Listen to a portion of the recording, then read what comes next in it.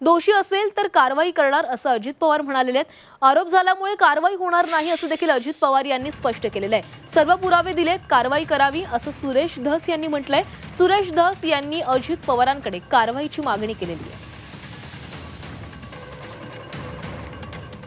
जिथं तथ्य असेल तिथं संबंधितांच्यावर कारवाई केली जाईल, जिथं तथ्य नसेल त्या संदर्भामध्ये कारवाई करण्याचा प्रश्न येणार नाही। पण मला इथं बसणाऱ्या इथं जिल्हाध्यक्ष आहेत, तालुका अध्यक्ष आहेत, महिला अध्यक्ष आहेत, इतर वेगवेगळ्या सेलचे प्रमुख आहेत, अनेक सहकारी आहेत। मला त्यांना सगळ्यांना सांगायचं आहे, बाबांनो माझी कामाची पद्धत थोडीशी वेगळी आहे।